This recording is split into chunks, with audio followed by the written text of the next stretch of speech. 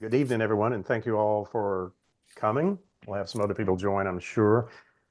My name is Mike Bortoski. I'm the Community and Rural Development Agent at NC Cooperative Extension Orange County Center in Hillsborough. And NC Cooperative Extension is happy to be assisting in this presentation by the Piedmont Food Processing Center leadership team. We're very appreciative to have Eric Hallman and Sue Ellsworth share their experience in supporting food entrepreneurs as they grow value-added food businesses in Orange County and the region. Sue Ellsworth will lead the presentation along with comments throughout by Eric Hallman, as current director of Piedmont Food Processing Center, and Pam Schwingle of White Swan Farm and Forge. And of course, we'll also have time after the presentation for questions, comments, and discussion, which is usually a really exciting part of it, for me anyway. Piedmont Food Processing Center, excuse me, is unique in North Carolina and a great resource in Orange County, as they are successfully offering commercial space, inspiration, and support for local food entrepreneurs. And we're proud to have them in Hillsborough as part of Orange County's ongoing commitment to local food and agricultural systems, which also includes, I'll give a little shout out to these two things, our Orange County Agricultural Economic Development Grant, which to date, we have over 100 recipients and over $1 million in awards over the last 8 years. Some of you may have actually received some of those. And also the 270-acre WC Breeze Research, Education, and Incubator Farm that we, Cooperative Extension, manage just north of Hillsborough, that was donated to the Ag Foundation at NC State by Colonel William Breeze back in 2004. These last two provide support for existing farms as well as incubation of new agricultural enterprises, and in combination with Piedmont Food Processing Center results in a really unique opportunity for growers to take advantage of the potential for value-added products, which is our topic here this evening. And I will stop with that. And with that, we'll jump right into Sue Ellsworth comments, team introductions, and presentation. So go, Sue. Thanks, Mike, and thank you all for being here tonight. This is a very important topic, and it can get very deep, and there's a lot of rules and regulations that go along with producing a value-added product. So I just want to start out by talking about the fact that we're going to keep this on a very basic level for the next 45 minutes to an hour, and then we're going to leave time for you all to ask questions. And that is usually the most important part of these meetings. Everybody has questions, and we want to do our best to be able to answer as many questions as we can. So as Mike said, my name is Sue Ellsworth. I'm the manager at Piedmont Food Processing Center, which is located in Hillsborough. I hope you all know who we are. But if you don't, this is a great opportunity to find out more about what we do and what services we offer. But I want to be clear that this is not a marketing plug for PFAP. We want to make sure that we're getting the information to you all and that you know that there's a resource in the community that's available to be there to help you. So I am joined today, in addition to Mike, Eric Hallman, the Executive Director of Piedmont Food Processing Center. He's been at the helm of that facility for almost 10 years now. So Eric is passionate about helping entrepreneurs launch and grow their businesses. So thank you, Eric, for joining us tonight. Hi, everybody. And I also want to introduce Pam Schwingle. And Pam is the co-owner of White Swan Farm and Forge. And I'm really excited to have Pam here tonight because she brings a very unique perspective. She blends her background in farming with hands-on experience developing value-added products. I had to read this one. Sorry, Pam. She's passionate about creating goods that reflect both the land that they come from and the story behind them. And again, we're lucky to have Pam here with us tonight. So thank you, Pam. I appreciate you taking the time to be here, particularly when you're jetting off to another part of the world tomorrow morning. Right. So thank you. We'll go ahead and get started with the slides. So this is a presentation on From Farm to Food Business, Turning Your Harvest into Value-Added Products, presented by Piedmont Food Processing Center, North Carolina Cooperative Extension, and We Power Food.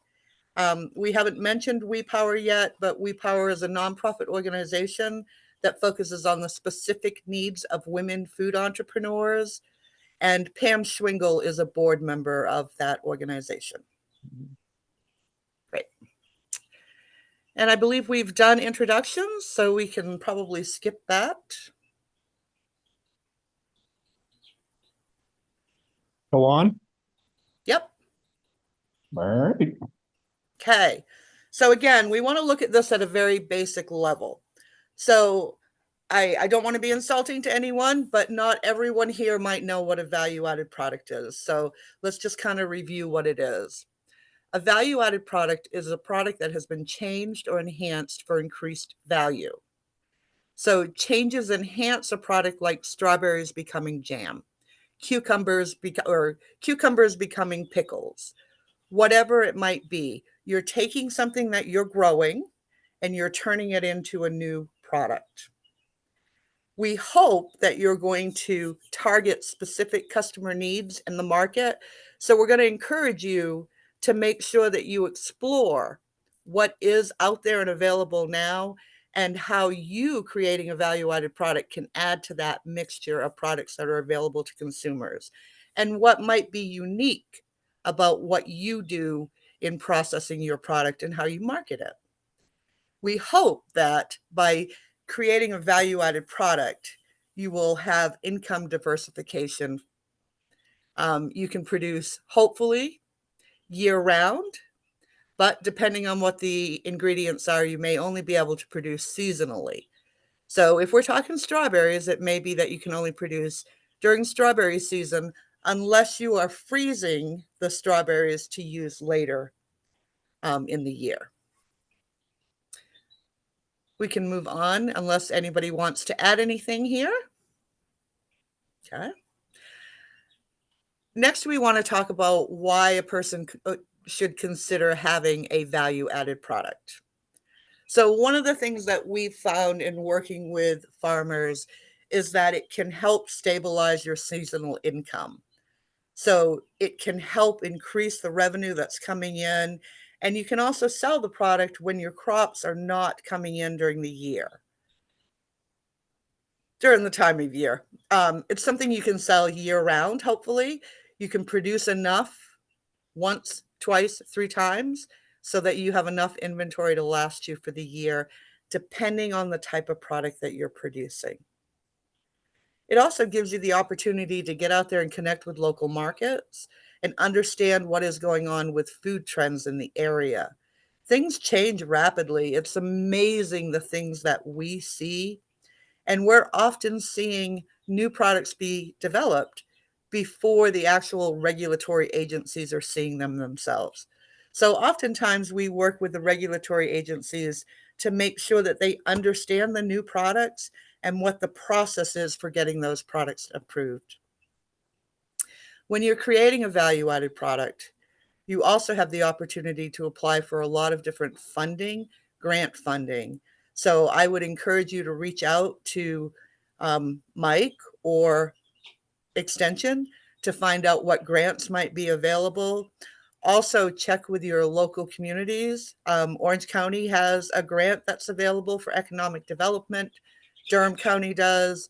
So be sure that you check with your local county to find out if there's any funding available. Grants are great because grants are free money.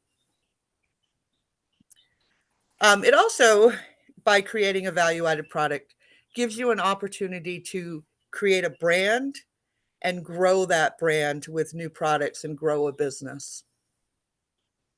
You can see that this woman has a variety of products. She's selling produce, and it also looks like she has a bunch of honey.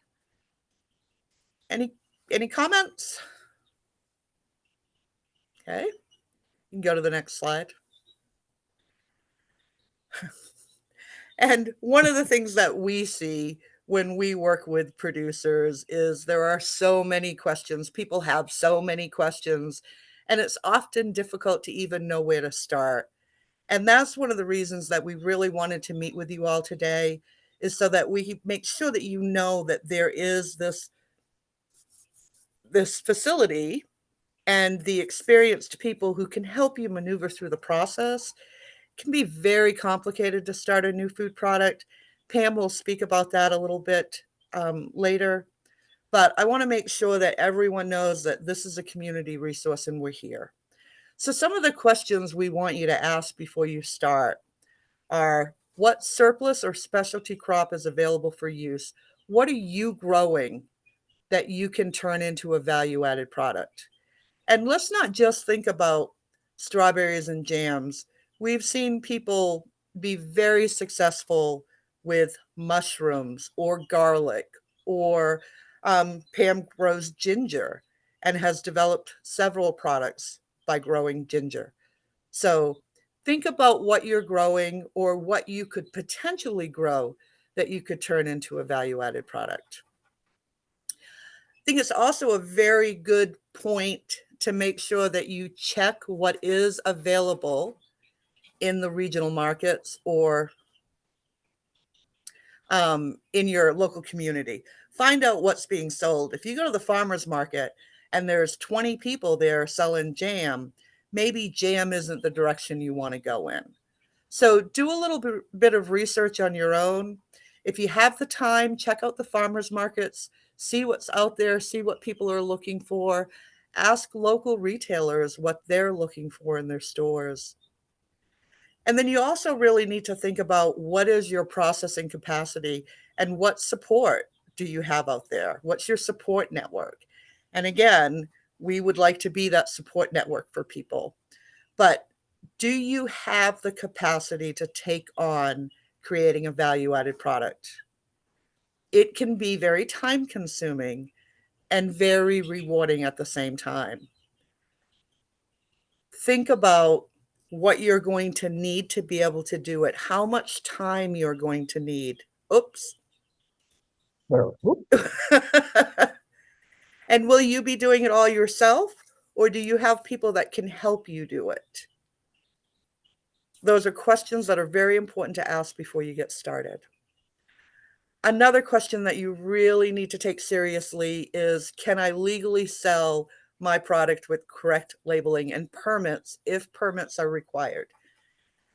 The North Carolina Department of Agriculture is the organization that regulates consumer packaged goods, value-added products. So there are certain things that have to be on your label, and we're not going to go too deep into that right now, but it's really great to go ahead and get that help from someone who knows how to maneuver through the process. And again, Pam will speak about this in a while, but it can be very confusing. And I have seen people spend hours and hours trying to figure out the food regulations, when you can come to a place like us and we can help you get through that very quickly and very easily. Pam or Eric or Mike, anybody want to add anything? No? Okay. We can jump to the next slide.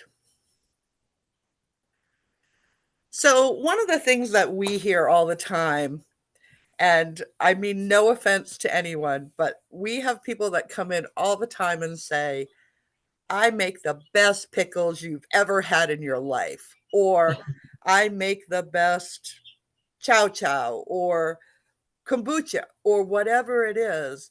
And one of my first questions to people is always, has anyone but your friends and family told you that? And they usually look at me very blank, and it's like, no, they haven't. Your friends and family are going to tell you the truth. Got to be honest about that. So you need to get, huh? Not going to tell you the truth. No, no, they're going to lie to you. They're going to say, this tastes wonderful. So it's really important that you figure out ways to get your product into the hands of other people who are not your friends and family, who are going to tell you the truth about the product. And some people are just going to tell you they love it no matter what. It's really funny because Eric and I work very closely together. And I always have to laugh because when people come in and they say, I love, this is the best product you've ever had. And I'll watch Eric try it. And sometimes I can tell by the look on his face, but he always says, oh yeah, this is wonderful. I am not that person. You cannot, you can always tell what I'm thinking by looking at the expression on my face. But I will tell people I am not their demographic sometimes when they have a product, to try to ease the pain a little bit. But really, find people who will tell you the truth. And I encourage you to get out there and have taste testings of your product. That's really hard to do when you don't have a finished product yet and you haven't gone through an inspection. So you have to get creative and figure out ways that you can do that. So some ways that we have recommended is start testing products at local stands. If you have your own food stand, perhaps you could go ahead and sample your jam or sample your cucumbers. As long as you're giving the food away for free, you're okay. As soon as you start selling a product, you have to have an inspection before you can sell it. So I encourage people to take their products to networking events, folks that you may know at church. Maybe your chamber has events that you participate in. Anything that you can do to get your product into the hands of people who don't know you will be incredibly beneficial as you move forward. But it's not just about handing them a sample and asking them if they like it or not. You really do need to collect feedback from people. And you need to collect feedback on things like, did you like the taste of it? Would you be willing to pay for this product? Because that's one of the most important questions you can ask. And you might want to go a little bit deeper and ask how much they would be willing to pay for the product and give them ranges. But when you're doing a sampling event, you maybe want to have a little card that has 2 or 3 questions on it. Would you pay for this product? Do you like this product? Blah, blah, blah, whatever it might be. And you don't want to go too far. You don't want to ask them 10 questions because people are just going to start checking boxes and they're going to run away from you. They're not going to tell you the truth. So think about the 2 questions, 3 questions that are the most important to you and try to get that feedback. And the easiest way might be to just have a little card printed up. You want to use that feedback to improve your product, whether it be the taste, the size, maybe people don't like the way it's packaged. These are all things that you can get information about and improve how you produce your product.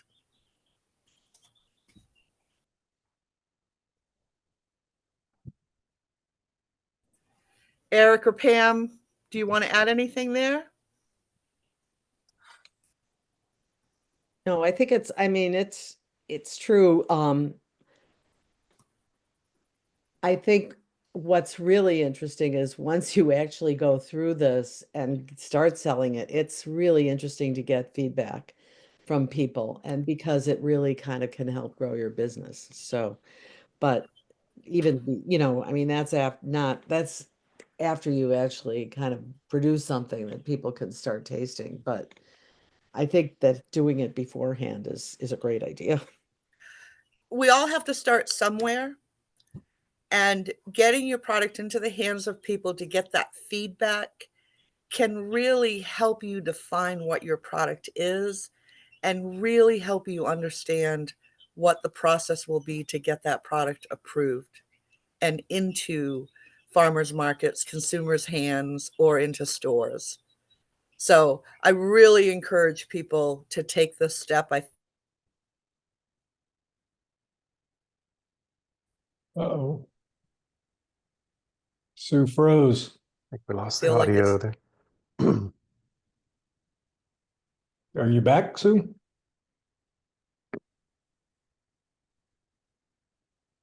Mm. She is there. Oh, this is Mike Wartoski. While she's working on that, great. I would also jump in and say that further down the supply line, it's true as well. We have our agricultural economic development grant primarily goes to growers in Orange County who have property in Orange County. And we always talk to people about articulating your market first. Most of our existing farms that get a grant have a market that can show some data and some sales and so forth. We have a small portion of the grant funding that goes to startups. But even with that, you have to have a well-articulated market. We do, kind of like Sue said, we have people who come in and say, you know, my parents and the folks at church and everything really love this, so I'm going to start growing a lot of vegetables and sell it to them. Again, knowing who you're going to sell this to and being willing to live the lifestyle that requires the production. Those of you that are growers know what I'm talking about. This is almost like adding another business on top of a farm enterprise as well. So being very serious about and realistic about your market is really important. Am I back? You're back. Good question. I'm sorry about that. I keep getting a notice saying that I have low bandwidth. And I don't have anything else running, so I do apologize. Eric, I have made you the host All in right. case I get dropped or I have to come out and come back in. Okay. Okay, so now we'll start getting into who regulates what. And this is where it gets a little confusing. And there is some overlap sometimes between the various regulatory agencies. But I'm going to assume that most of you are familiar with the NCD&A, Consumer Services Food Program. They inspect food products for safety, and they are basically inspecting consumer packaged goods and foods that are sold wholesale. Okay. There's also NCDA CS MPID, which is meat and poultry, and they regulate food with more than 2% meat. There's also the health department, and they manage food handling and preparation when sold directly to the consumer. That's where it gets a little confusing, because when we say sold directly to the consumer, if it is a consumer packaged good and you have to go home and do anything to it to be able to eat it, it is a consumer packaged good and is regulated by the North Carolina Department of Agriculture. It is vital that you understand the regulations for selling food products. And again, in North Carolina, no food products can be sold without being under a regulatory agency. So it can be very complicated to go through and read the food rules, the food code. The food code is definitely open to interpretation. And that is something that you're not going to hear from a lot of people. People don't like to admit this. So it's open to interpretation at a county level and state level, but it is also open to interpretation depending on what inspector you get.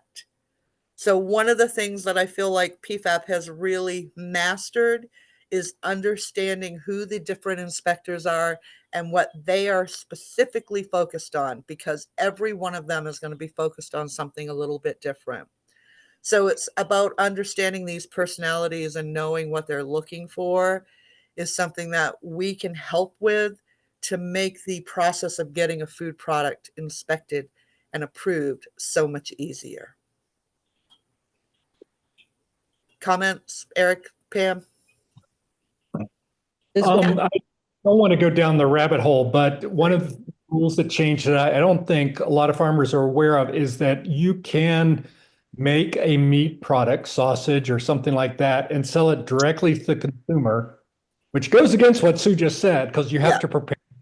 But the health department and the NCDA finally resolved that if you're handing the packaged sausage or whatever to the buyer, that's through the health department, and you don't have to go through MPID. But there's all kinds of gray areas. But just wanted to mention that you can you can do sausages on farm, make your own, and sell them through the health department. Thanks for including that, Eric. And that's important to note, because when that rule was changed, even the Orange County Health Department didn't necessarily know about it. And it was a farmer who was producing at our facility who had to kind of explain the process to them. and she had all the documentation and everything to back it up. So we all kind of got together and worked through the process for her. She was incredibly helpful in making that possible for other people in the county to go through the process much easier, with the regulatory folks understanding what the rules were. I think it is important to note that I believe you do have to have a meat handler's license to be able to do that. Is that correct, Eric? That's what I understand, yeah. Yeah. Yeah. And then just not to, I know you're going to take questions later, but while we're on this topic, honey, Yes. somebody asked. What would they like to know? Is there a question? Yeah, where does it fall? Honey falls under the North Carolina Department of Agriculture, and it does have its own kind of rules that go along with it. So if you have specific questions about honey, I'm happy to help you with that. But yes, it falls under the Department of Ag. And we've had quite a few honey farmers at our facility, if that's what we call them, who've produced honey. And it's a fairly easy process to go through. I do encourage people to make sure that they put a warning label on their honey regarding infants, and that it shouldn't be fed to infants or nursing mothers. But I don't believe that's a requirement. It's just a recommendation. Mhm. And we Yeah, can go I to the think next. this is, I mean, just to say, I think that PFAF and what Sue and Eric do at this facility is amazing in terms of this clarifying and helping and, walking you through, hand holding through a really complicated process. And it was the thing I just really valued so much. Thank you. We had a lot of fun getting your stuff through the inspection process, but we did it, right? Did it. And it could have been a much more complicated process. So Oh, there yeah. we go. We can jump to the next slide, Eric. Okay. And so this is where we get into different classifications of products. And you'll hear these terms. They might not mean anything to you, but you'll hear them on a pretty regular basis. So one term that we hear is low risk versus high risk. So certain products are classified as low risk products. Those are typically things like baked goods, cakes, donuts, things like that, as long as they are not temperature controlled. Often dry fill products, such as like pancake mixes, spice mixes, herbs that you are dehydrating and using for seasonings, blends like that. Those are all considered low risk product. High risk products are typically foods that are low acid foods or acidified foods, things that need to go through a specific process to be able to be produced in a safe manner. So I've put in a definition here. North Carolina food producers can sell low risk packaged foods like baked good, jams, jellies, and dried mixes without mandatory testing.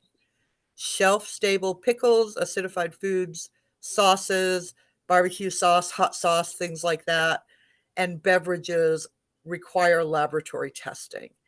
And you can have your food tested at NC State. I believe it costs $150 to have the test done. They will provide you what is called a process authority letter, and that will list step by step what you need to be concerned about when producing your product. NC State will also go ahead and do a nutrition panel for you if you need one, and they will charge you $150 to do that. I encourage people to check out a program called Recipal online, and you can produce your own nutrition panels there, which is something you really want to be able to do, because often you have to substitute ingredients and you'll need to go in and be able to change your nutrition panel to reflect that change. And you can do them there for $29.99. So much cheaper, and it's a skill you should know how to do if you're going to create a food product. Another classification is acidified foods. So if you are producing something like pickles or salsa, hot sauce, barbecue sauce, things like that, you will need to have it tested for pH or water activity. And that will be included in the test. And they will give you the process authority letter again that itemizes what you need to do to produce your product. Now, many people will go ahead and process at home. Perfectly fine as long as you go ahead and have your kitchen inspected. It is very important that you have your kitchen inspected. The big things about that are you can't have any pets in your home. And having a pet is immediate. You can't do it from home. You also need to think about if you're on a well, septic, things like that. I think it's a good idea for people to start out producing in their home, particularly when you're growing a crop and then turning it into a product. But in order to be able to scale up, you really will need to think about going into a commercial kitchen at some point. Okay. And Sue, yes. hey, real quick question on that. Is there some sort of document or legal instrument that you get from NC Department of Ag relative to your kitchen after an inspection? I would imagine you probably are only going to get an observation sheet. Okay. So it's not like the health department where they walk out and they hand you a score that you post. It doesn't work like that with the Department of Ag. Okay, cool. They give you a document that's called an observation sheet, and they will list any concerns that they have about your product, or they will say, no concerns were found. And that is basically saying you are approved and ready to go. Cool. Let's see, state requirements. The Department of Ag may require you to submit your product for food safety testing, which we have been talking about. And it is possible that they may ask you for to go ahead and get your product tested, even if it is a baked good. So it's always best to know what the process is and to work with folks who can walk you through that. I'm sure the folks at Extension can help. We can help. And you can call the NCDA directly and just ask a compliance officer what the requirements are for your particular product. Okay. NC State University is also a very good resource. They have a food business department, and they're very, very helpful. So you can reach out to them as well. But reaching out to the food lab and places like that, I would encourage you to talk with other folks first before you reach out to the food lab. Check in with folks like Mike, and he can refer you to me or Eric. Get a good feel for what you're doing before you jump on the phone with them. They have very limited time, and you certainly don't want to annoy them or become a pest. Don't shake the I hornet's say that nest. with all respect. We can go ahead and jump on to the next slide.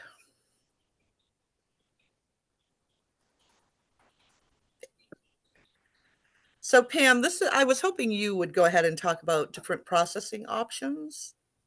Yeah, this was really, maybe I can just say a little bit about, my experience, like how I got to PFAF, which was, I had been growing ginger for several years and not doing, kind of playing around with it, but not really doing anything. And when we moved to a homesteading situation after retirement, I felt like I wanted to do a value-added product that I could just focus on very specifically because I thought that would be the easiest and it would be worth my time. And so I, had a friend who had, her license and was working in a commercial kitchen and was, had gone through the training. And I really thought, well, you know, I don't know. I looked at all the regulations for home kitchen and I don't have a pet. I am on a well. I had the well tested. I had to get a UV light, and then, when she came in, she said, you've got to clear out, everything out of your kitchen. And we tried doing it that way. And I did follow the rules the way that she had told them to me, but I hadn't taken the class for acidified foods. And this was, an acidified food thing.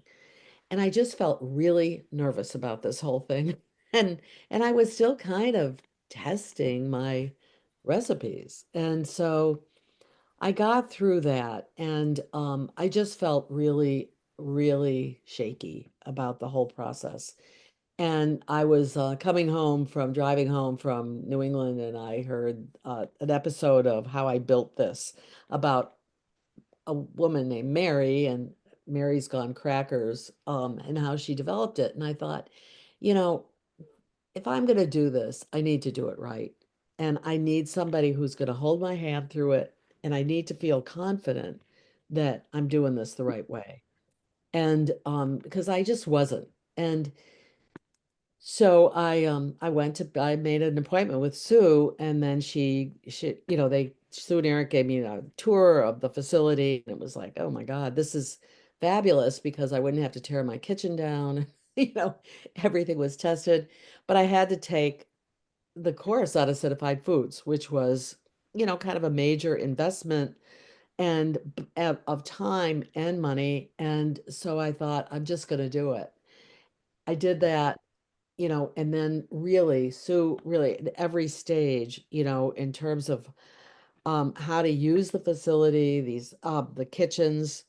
Each kitchen has, a really big laminated list of instructions on how to use it, and, what to clean as you start, how to get your sinks set up, how to clean as you go on, all sorts of instructions about just making sure that the facility that you're going to be working in is not going to harbor any um, bacteria, and that's going to be, threaten your product.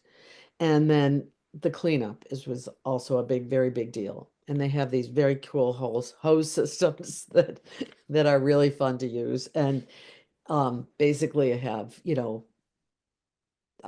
detergent and cleaning, and rinse water, and then sanitizers. So it's really, like you really learn how to use the facility, and which is part of the inspection also. So it was really, and there are different people. One of the things that's kind of fun about PFAP is you're basically renting a space in one of these kitchens. And so it could be that you rent for a 3 hour, or a 4 hour or an 8 hour session. You get charged by the hour. And then there might be other people, and there's 4 kitchens, and there's people next door. They're doing something different. You get to meet people who are actually doing a lot of different things, baking or making hummus or whatever. And that's just it's a nice atmosphere. And so I feel like it was just such an improvement from going on from my own kitchen. And I felt like I could manage this in a way that it just felt like unmanageable with my own kitchen. So, Thank you. I appreciate that. You said some very kind things, and I do appreciate that. Again, we don't want to turn it into a marketing video for PFAP. So, except it's really how I feel. no, I know you do, and I appreciate that. I mean, sometimes it's like a pain, you've been working, for 6 hours processing, and then you have to do this whole floor washing thing, but it's part of it. And, it feels like the right thing to be doing. So Thanks. That's good information. I am sure that it was very difficult to do your products at home on a farm kitchen. Um, I think it's important to recognize that there are a lot of commercial kitchens in the area. You should ask really good questions when you go in and tour these kitchens. Um, every kitchen is a little bit unique and offers different things. I will say there are not a lot of kitchens like PFAP that will provide the types of support that we provide without charging for it. So it is part of the process when you come in of helping you go through the inspection and making sure that everything is set for you. A lot of kitchens don't offer that. So if you happen to live in an area where you don't have a kitchen available that offers things like that.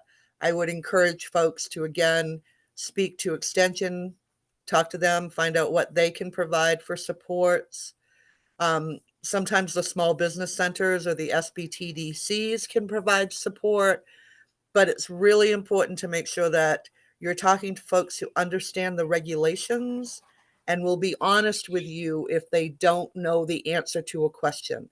And that's really important to me, that if you don't know the answer to a question, that you admit that to people, but you can find out the answer. So ask them questions about what their cleaning and sanitation protocols are. How many people can be in the kitchen at once? We have 4 individual kitchens. When you rent a kitchen from us, you're the only company in that particular kitchen at that time. But there are many kitchens that you walk into one big open space and you are producing in a shared space with other people. If that's the case, you need to think about things like, who is producing what next to me and how will that impact my product? So is somebody cooking fish next to a baker who's baking brownies? And will that odor, that smell, that taste get into that food? So those are the kinds of things you need to think about. And another area that we haven't touched on at all yet, and I find this with a lot of the women producers that I work with through We Power Food, is a lot of women choose to immediately go to a co-packer. And that can work out great for people. But you also need to be really informed about what co-packers are and what their relationship to your product is. So for those of you who don't know, co-packers will produce your product for you. So there are different models and they do it different ways. Sometimes you're required to provide all of the ingredients. Other times they will go ahead and buy all the ingredients for you. They will also help you go through the process of getting your product inspected, but it's important to understand that when they do that, they have gotten the product inspected for them to produce the product. If you decide at any point that you want to leave that co-packer and go ahead and produce it yourself, you will have to go through the inspection all over again. And it will be you being inspected in a kitchen. You also want to make sure that you are cautious about how much information you provide before you sign a contract with them. Your recipe is your recipe. So when you're working with a co-packer, you are handing your recipe over to them. And you could potentially, if it's an acidified food or something like that, that has to be tested and they handle all of that for you, it may come back to them in their name. And if you decide you want to produce that product yourself, not only will you have to be inspected for it, but you may have to go through the process of having your product tested again so you get that process authority letter in your name. So there's a lot of things to consider when you're looking at co-packers. And my advice is, again, check with all those agencies that I've already mentioned and talk to other people that you know that might be using a co-packer and find out what their experiences have been like. I have known people who've worked with co-packers for years and been incredibly happy with them. And then we've also seen people who have done one run with a co-packer and immediately left because their product was not produced to the standards that they expected it to be. Eric, Pam, anything we want to add? Mike? You Okay. captured it all. Yep. Yeah, and I think, for farmer, there's enough to do with growing your own, I grow my own ginger, and that's like a whole process in itself. So to actually do this whole value added process on top of that is a lot. It is a big undertaking. And it's probably, now that I've done it for a few years, and I've gone to the market and have gotten a lot of feedback from people, I know kind of what different products out of the ginger I can make. And that's been really great. And so, and one of the ideas that was very successful came from Sue, when she said, "Hey, you've got all this product left after you squeeze all this juice out, why not dry it and make a tea or a powder out of it? That's been like incredibly successful. And so it's really, you don't know what you're gonna end up with, but I feel like having somebody who knows your product and who can kind of see what the possibilities might be beyond what you can think of is really handy, really handy. And that's a really important comment that Pam just made. Um, Being able to collaborate, to tap into other people's ideas. One thing that's really important to me, and I know it's important to Eric, so it's part of who PFAP is, we do not tell you what success means. When you work with us, I want you to tell me what success looks like to you. And I'm going to be there to be your biggest cheerleader, but I'm also going to help you keep your feet on the ground and be realistic about things. And I'm also going to introduce you to other options that might be available to you that you didn't think about. We want to look at what are the different possibilities. We often have people that will come in and all they want to focus on is how do I get my product into Whole Foods Market or how do I get into Walmart? And honestly, when they say that, I usually have to leave the room and go laugh for a couple of minutes and then come back in and have a serious conversation with them. Because we don't go from not producing anything to all of a sudden I'm producing a product that I'm getting into Whole Foods. There's a whole process to go through that. You've got to start small, you've got to start local, but I want you to know what the possibilities are. And maybe Whole Foods isn't where your product needs to be. Maybe there's a better market for it. We've had people be very successful with not getting their products into grocery stores at all. And we've had people do unique things that we personally didn't know much about, like pet food. We had a company come in doing raw meat and processing that into pet food. And we paid attention to them. There wasn't any regulatory agency that was coming in to check on them. They just had to sign a bunch of documents saying, hey, we agree to be inspected whenever you guys want to come in and check us out. And, Eric and I would meet with them on a regular basis. We'd talk to them. But all of a sudden, the next thing we knew, they'd done over $1 million in sales. And then you talk to them 6 months later and it's, we're up to 2 million now. And they have done all of this by selling directly to the consumer. It's all mail order. And they've had opportunities to go into various stores, and they have just decided that's not the route they want to take. So they sell everything directly to the consumer. So possibilities, you never know what is out there that could work for you. I'd like to jump in and make one word of caution there. Most of my background's been in private business and I've worked with a number of people. To Sue's point, one of the quickest ways to go out of business is to expand quicker than your ability to manage the growth. That's probably as quick as not having any market at all.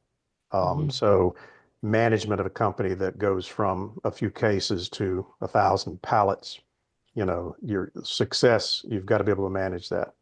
And you guys have said that before many times. And what is it? Piedmont Food Processing has launched 5 or 6 national brands out of there. So it can happen, but you have to be realistic about that and that's one of the transitions, Nick points, where you're kind of like going from working out of your own kitchen to a Piedmont Food Processing kitchen, then to some sort of facility. That's a difficult transition. I'm not trying to talk anybody out of it because it definitely can happen, but you have to be prepared for that growth, which can happen quickly if big orders start coming in from wholesale distributors and people like that. That's an incredible point to make. Thank you, Mike, for adding that in. I can certainly testify to that. I worked for a company that launched out of PFAP, and this is how I got introduced to PFAP and Eric. I worked for a company that became a national brand within 3 years. We were in 32 states, but we grew way too fast, way too quickly, and didn't have a good handle on the distribution and the logistics that went along with the frozen product. So 5 years into it, the owner decided to go ahead and sell that business. And it was a great product. We had a variety of flavors. Some of you may be familiar with it. It was called Luna Pops. Yeah. And unfortunately, once it was sold, they changed the ingredients and the company closed within 6 months after being sold. So we experienced incredible growth very, very quickly. Okay. Any other comments that Eric, Pam, or Mike would like to make about processing options? All right, I'm going to next slide. And we just wanted to kind of show you some examples of folks that we've worked with. And I tried to pick people that I hope are familiar to you. Haw River Mushrooms is an amazing company, Laura and Chess Stewart, with their two little twin daughters.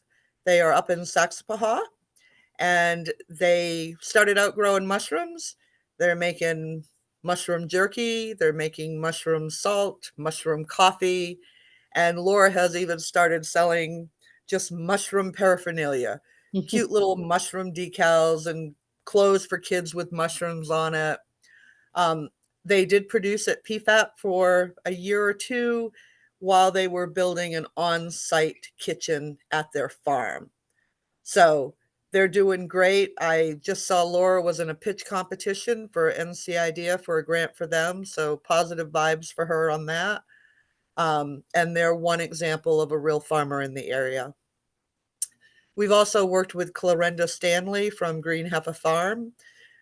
Clarenda grows herbs, and she dries the herbs and turns them into teas.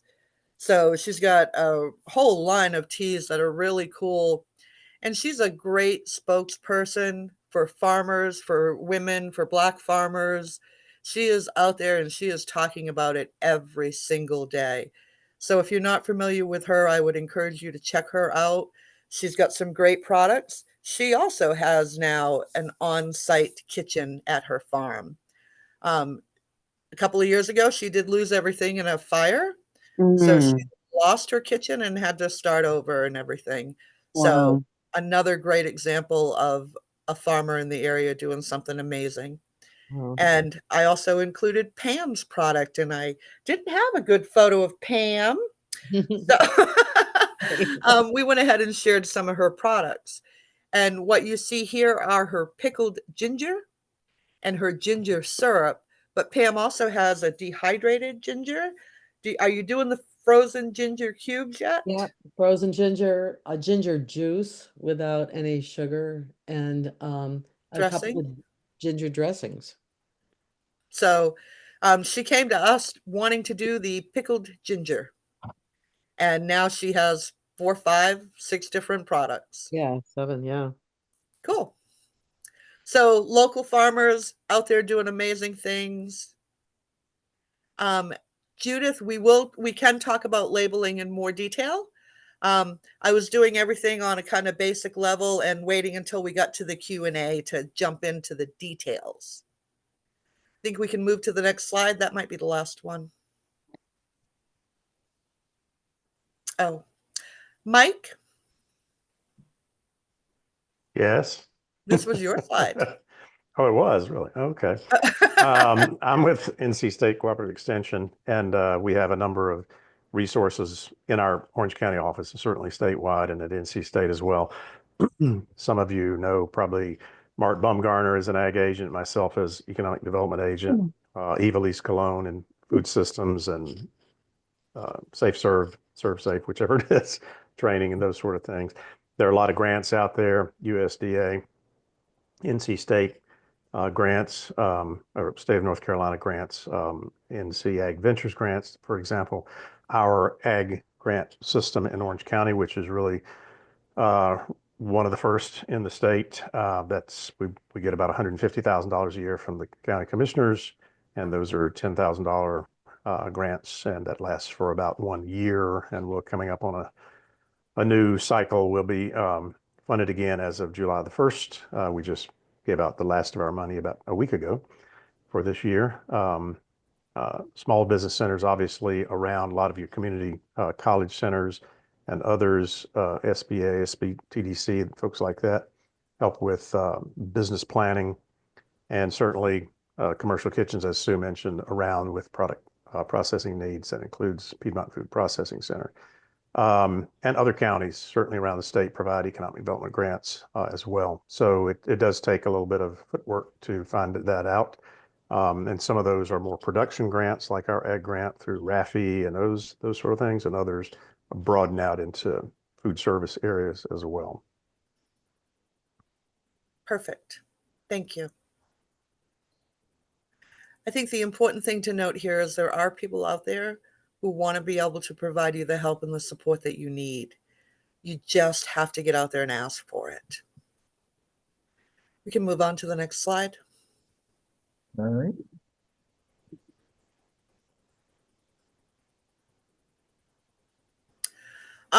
Here's another example of a shared kitchen. So we wanted to talk a little bit about shared kitchens for those of you who are not familiar with them. Shared kitchens are inspected spaces, hopefully. PFAP, of course, is an inspected space. We are inspected by the North Carolina Department of Agriculture, FDA, Food and Drug Administration, and the Health Department. Commercial kitchens provide a space for you to come in and create your product, and they also provide a variety of equipment. So depending on what your processing needs are, may drive what kitchen you need to go to. So if you are looking for a kitchen that has a dehydrator, make sure you ask about their dehydrator. Or if you want to create a liquid beverage, ask if they have bottling equipment. These are things that can help you produce more efficiently, more effectively, and grow your business faster. Hopefully, the shared kitchen is also providing advice about the regulatory guidance for your food products, but please understand that not all kitchens are the same. And some kitchens are more about just providing you the space, and they don't get involved in providing any assistance at all. And many shared kitchens also have business development programs. We try to do lunch and learns on a variety of topics that people might need help with or are interested in. So you want to check out the kitchens very clearly. You are making a commitment to a kitchen. You want to make sure that it's the right place for you. Eric, Pam, Mike, any comments? Yeah, I would just add, so another organization we run out of PFAP is the North Carolina Network of Incubator Kitchens. So it's a collection of over 40 kitchens across the state. So if you're looking for particular equipment, I wouldn't discount making a 2 or 3 hour drive to do a big production, especially if you're only going to do it once or twice a year, and you can do everything in that one production time. So like, for example, we had somebody from Charlotte that was doing stuff with garlic. High Country Kitchens in West Jefferson has a garlic peeler. It's maybe worth driving to West Jefferson to do one day of production there. So if you're looking for particular equipment, we can help you through our network of other kitchens through the state.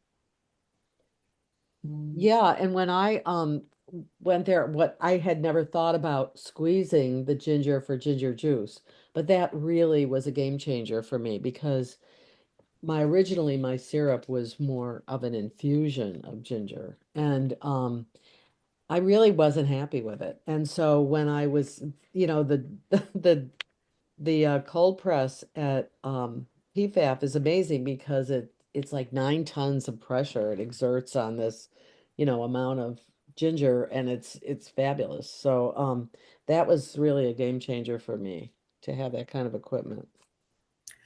And there's another good point. When you're checking out kitchens, don't assume that all of the equipment that they have is out on the floor, because I believe Pam didn't even know that we had a juice press.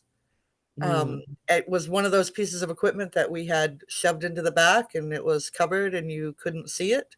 So ask about specific equipment. Anything else on this? And we can move to the next slide. This is the part that people always really want to dive into is the question and answers. So I'm open to, let's hear the questions that you have about particular products that you are thinking about making. I'd like to make one quick comment. It Please. may confuse people. You might want to address we refer to it as PFAP. It's Oh. also Piedmont Food Processing Center. Just in case anybody catches that, you might want to catch them up on that. Piedmont Food Processing Center is known as PFAP, PFAP. We were formerly called Piedmont Food and Agricultural Processing Center. A couple of years ago, we did decide to go ahead and change the name to Piedmont Food Processing Center. So you'll hear us called a lot of different things. I've heard us called PFAB. I've heard us called PFAP. So there's a lot of different names out there for us, but search for commercial kitchens, Hillsborough, we're there. I think Eric went ahead and put in the chat another website that people can use to look for commercial kitchens, and it's called thekitchendoor.com. And you can plug in your zip code, and it will tell you kitchens within a certain mile radius. You can change that 50, 100, 200 miles. It's well worth checking that out and seeing what kitchens are out there. Anwar, did you have a question? I see your hand is raised. I actually would like to leave a comment. I do have to head out. This was a great presentation and very informative for me. Thank you. I would love to encourage anyone here who's part of the call.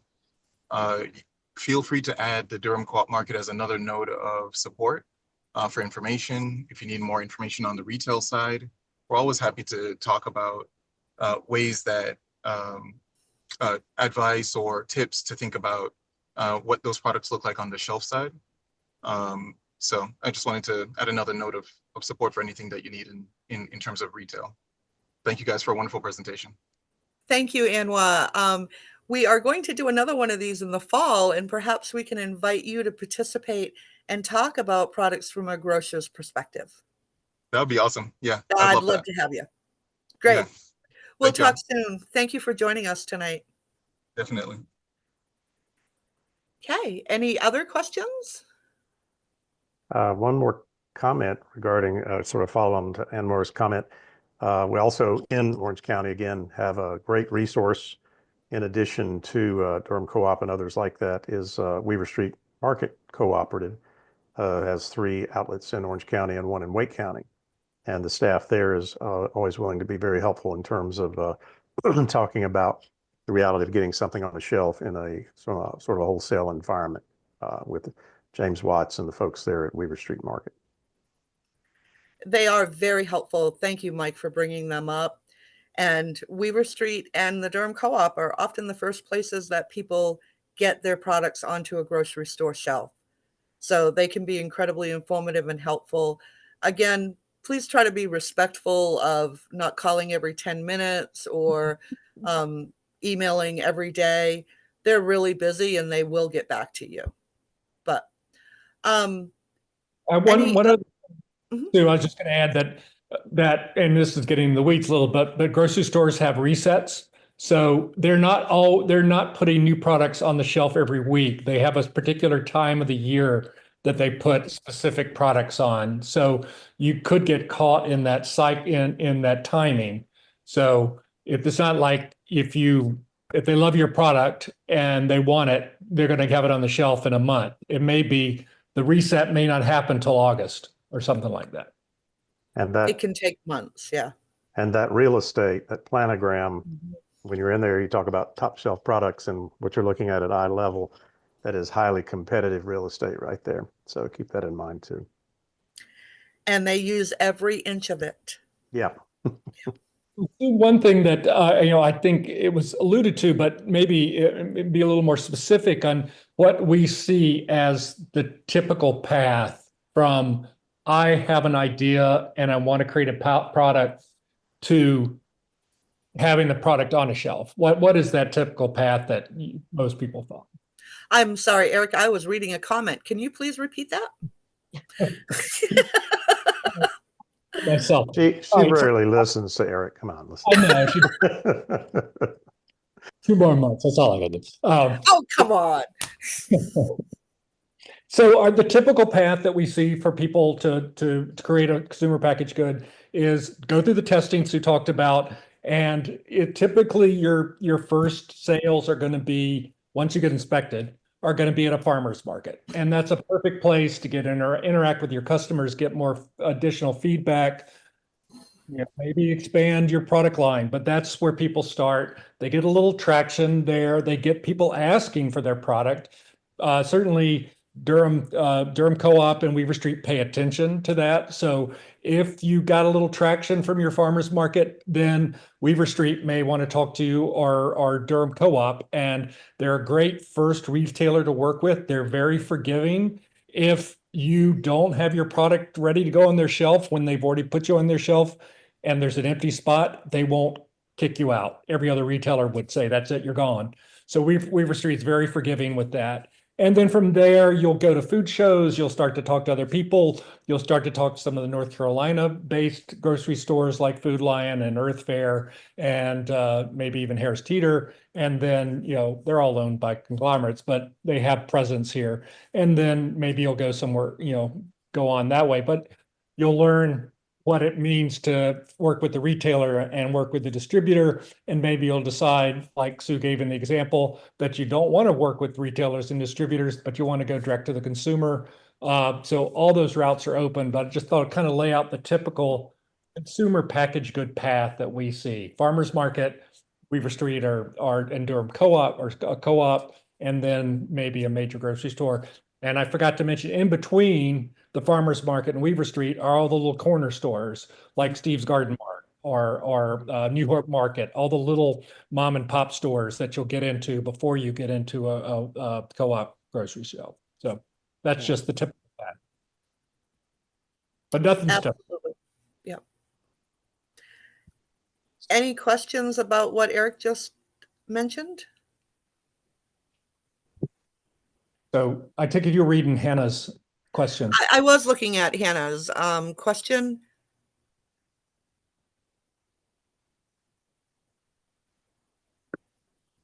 So Hannah's Hannah, asking are about. you on the call? There's Hannah. Yes, she's Yeah, there. I'm here. Thank you. So let's see. What are your specific questions? Just looking for the resources to look online, or? Can you read? We have information about labeling for Okay. honey and the regulations around labeling. It's Uh-huh.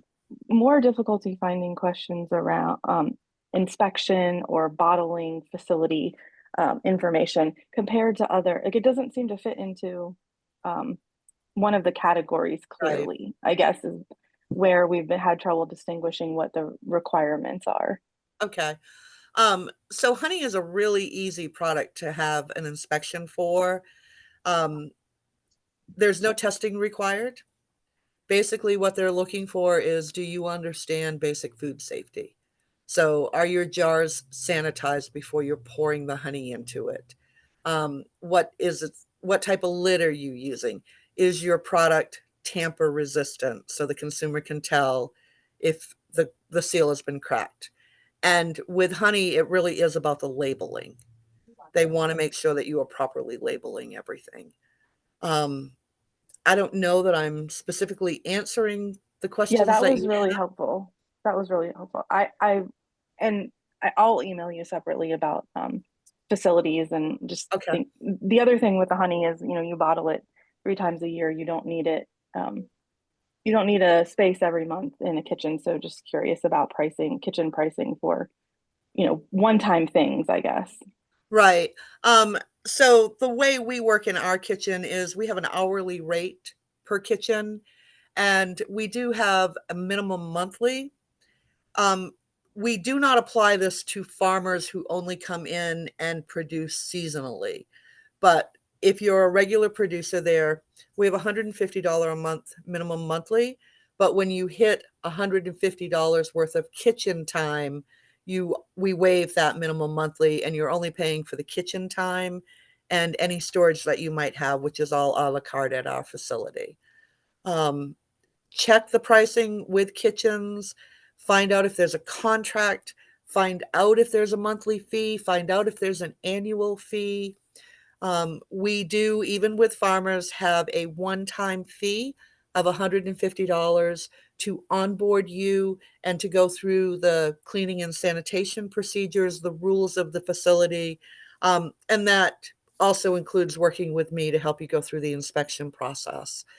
I think we are unique in that I will literally basically hold your hand throughout the entire process, and always am on site when the inspectors are there to inspect your process. But folks typically will meet with me 3 times before they go through the inspection process. And you are very well ready to go through that process when the time comes. Did that get at what you were asking about, Hannah? Yes, thank you.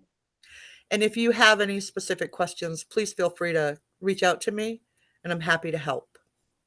So just to put a little finer point on the labeling. So what Sue works with you on 2 aspects of labeling. One is what the FDA requirements for labeling are, and the other is what the retailer's requirements or the consumer's requirements. So the FDA doesn't require you to put a nutrition label on your product. Every consumer is going to want to see a nutrition label on the product. So there's kind of 2 sets of labeling guidelines, and Sue will work with you to make sure you're meeting both of those, what the FDA requires by law and what the retailer or the consumer wants to see on that package. And that's an important thing to note, because sometimes people will come in and say, well, I just want to sell at farmers markets, so I don't need to worry about that. And they want to go through the process with just creating a label that will pass an inspection. And once they've done that, they'll go ahead and they'll order those labels, and they'll spend $400 or $500 to get the labels. And then they're back in my office saying, oh, I have the opportunity to get into a store. And boom, we have to all of a sudden figure out what the retailers are looking for, and then they're going to have to get new labels. So I always try to address those issues right at the beginning and make sure that we do set you up for being able to sell at farmers markets, direct to the consumer, or to have your product ready to go on a grocery store shelf. And Judith, I think you had specific questions about labeling. Do you want to go ahead and ask that now?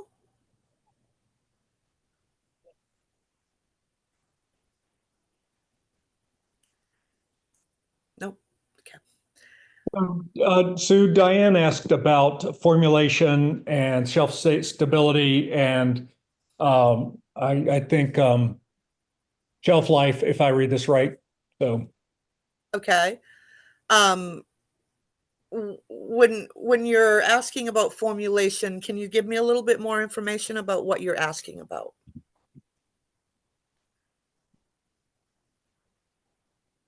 Diane has no mic. Okay. Okay. So are you looking for someone to create a formula for you? Or are you looking for ways to potentially extend your shelf life? Or I need a little bit more detail. Well, I could think of ways that you do help people. Like when you're looking at somebody's ingredient list, Whole Foods has a list of banned ingredients that they won't put a product on the store shelves if it contains any of those ingredients. A lot of the co-ops follow that list. There's other, like but there's some stores, Food Lion doesn't follow that list. So it depends on where you want to put your product, but Sue can help you figure out what are maybe some substitute ingredients for something as simple as if you used iodized salt, that will kick you out of Whole Foods and Weaver Street and everywhere else. You'll get a goiter, but that's okay. But you can substitute with sea salt and then you're okay. And so there's ways to do that. There's ways to put in natural preservatives that will extend your shelf life. All those kinds of things we help you work through in terms of formulation, but we're really not a place that helps you formulate your recipe. we'll help you tweak it and extend the shelf life and make it acceptable to different stores. Trying to draw a line there between helping you sit down and figure out, my sourdough doesn't rise. I need to make some adjustment in the ingredients of the process. We have 65 companies. We don't have the bandwidth to do that, but we can find people to help you. Absolutely. And Eric mentioned shelf life. Here's a little tidbit. The NCDA does not require that you put an expiration date on your product. That's a grocery store requirement. So we talk with people about how to figure out what your shelf life is by doing testing at home. Shelf life testing is incredibly expensive. And when you start dealing with major grocery stores, like getting into Sprouts or maybe Food Lion, larger grocery store chains, they may require you to do a shelf life test. But there are ways that you can do one at home by putting your product in a dark cabinet, labeling it, putting the date, time that you put it up there, and then depending on the type of product, perhaps it's a jam and you want to check it in 6 months to see how it is. You pull that one out, check it. The color looks good, the taste looks good, the product is still safe, it tastes good, it looks good. You can close that cabinet door and go back in another month and pull the next jar down and do the same sensory testing all over again. So there is no need to go ahead and pay for a shelf life study right away. It's best to be a little bit conservative at first while you do your own shelf life testing. So Diane gave us a little more detail, but I'm trying to write back to her because I don't know what PEO is. Tell me what PEO is. So she's asking about, Diane's asking about a flavorant. So whether she could go with a PEO, if you know what that is, or a liquid basil. So I guess maybe I have to read it. okay.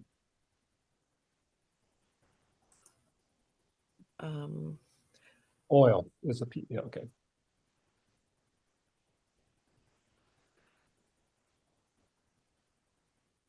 Basically juice leaves. Yes, you can use the kitchen as a test kitchen. But I really encourage people to try to figure their recipe out before they come to us. It's not cost efficient to do testing at our facility. Come up with the recipe and then use our facility to increase your production and be more efficient. I don't feel like I know enough, Diana, about what your product is. I can see that it's fantastic, and it sounds like it would be fantastic, but you're using some words that are trigger words when you start talking to inspectors.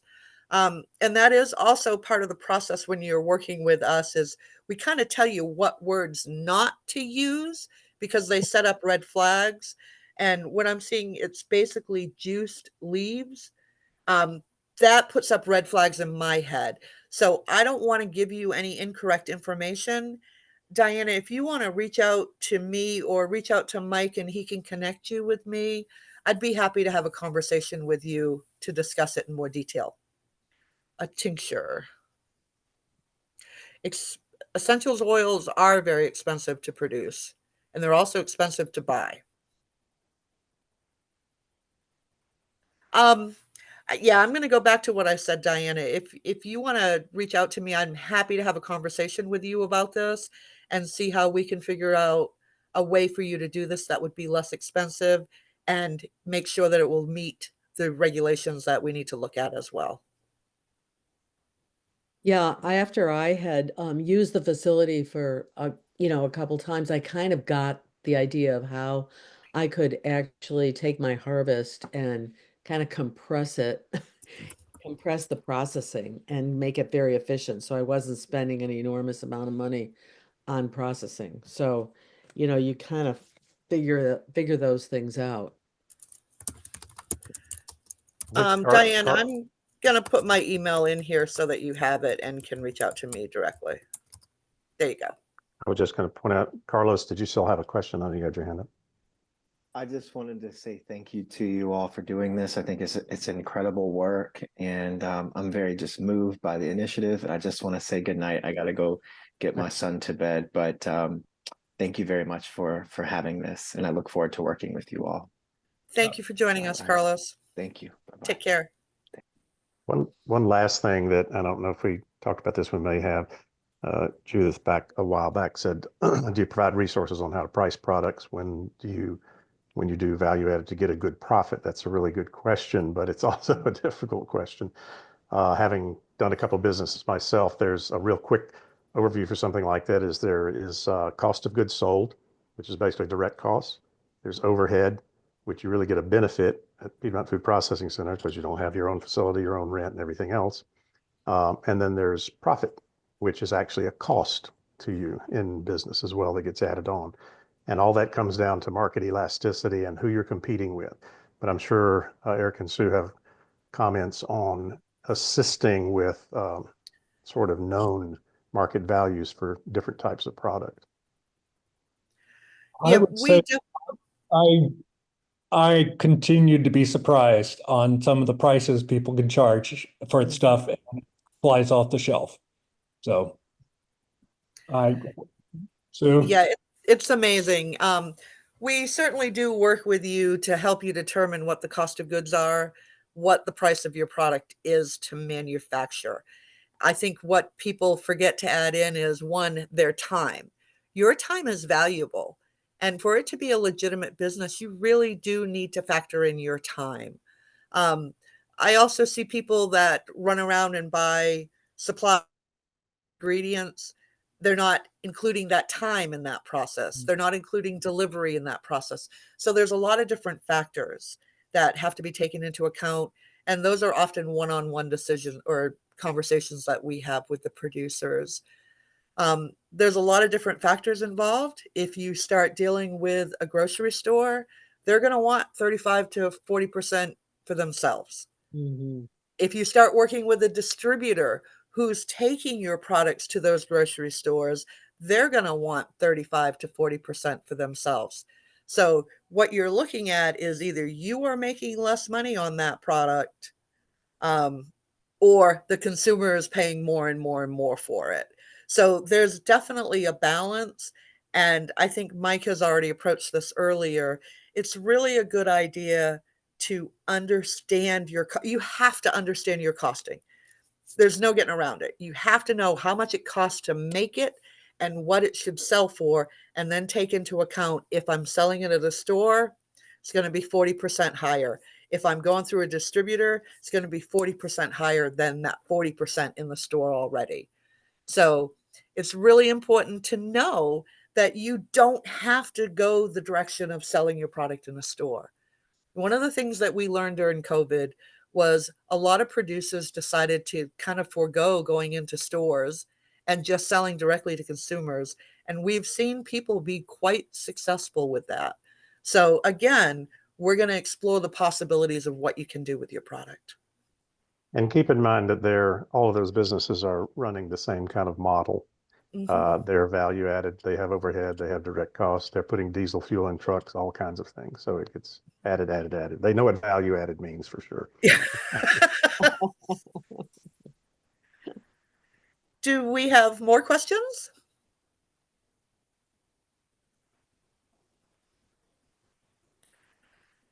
Okay. Eric, are you monitoring chat? Are there more questions? Excuse me. Somebody wants to do, this is kombucha. One of my favorites. Yes. How about barbecue sauce? I'm not sure who asked that question, but yes, our facility is set up to do kombucha. Now, kombucha gets a little bit tricky because apparently a few years ago, a small producer released a batch of kombucha that had too much alcohol in it. And it wasn't labeled as having that quantity of alcohol or that amount of alcohol in it. Is that really possible? No, sorry, go ahead. So the inspectors all kind of cracked down on it. And one thing that we've heard, now I don't have any kombucha makers here at the facility right now, and I think this is why. One thing that we have been told is that kombucha now needs to be tested for alcohol. And if you are producing in small batches, that can get incredibly expensive. So you're not seeing a lot of small kombucha makers anymore. It's all the big guys who are doing it because of the cost of the testing for alcohol, Oh, which is kind of sad. yeah. Are the distillers being tested for kombucha? If you look at the kombucha case for Weaver Street, used to have all kinds of local kombucha in there. There's none now. It's all big Yeah. guys. Yeah. Which is sad because there was a lot of great small kombucha producers in the area. And that is coming from someone who does not like kombucha. Yeah. But it was interesting to see the variety of flavors they were creating, how they were tapping into the local produce and fruits that were available.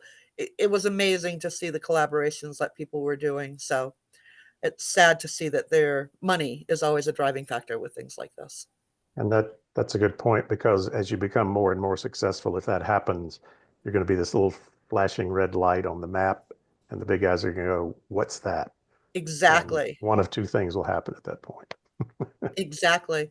I have heard, I don't know this to be true, but that a lot of the large companies don't even put a lot of money into research and development anymore because they're just watching the small companies out there doing it and then buying them up, Yeah. which can be great if that's what you're looking to Yeah. do with your business. And that's something we haven't gone into at all, but it is kind of important to think about what is the end game. And I know that that's really difficult to think about when you first start your business. Nobody wants to think about closing it, but it is a good idea to try to think into the future and how long do I want to do this? And keep yourself open to the possibility that in the future you may not want to do this anymore. You may want to sell it, and we want to make sure that you set your business up correctly from the beginning so that that is an option 5 years down the road or 10 years down the road.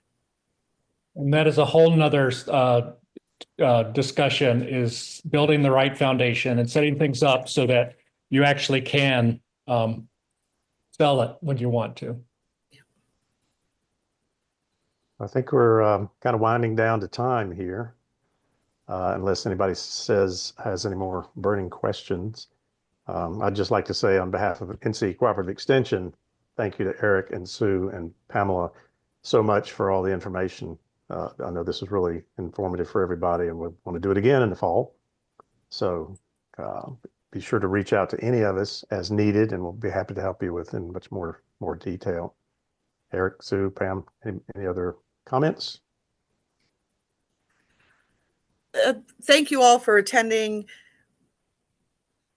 Creating a product can be very complicated, and we just want to make sure that you know that there's a resource in your community that is here to help. Please reach out to us, reach out to Extension. They've got some great folks there who are very knowledgeable about processing food and food regulations.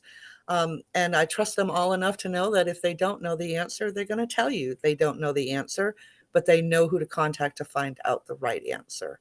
So resources in your community, please reach out if you need anything, and then tap into your farmer network. Someone like Pam, she's a wealth of knowledge on getting a product approved and into grocery stores.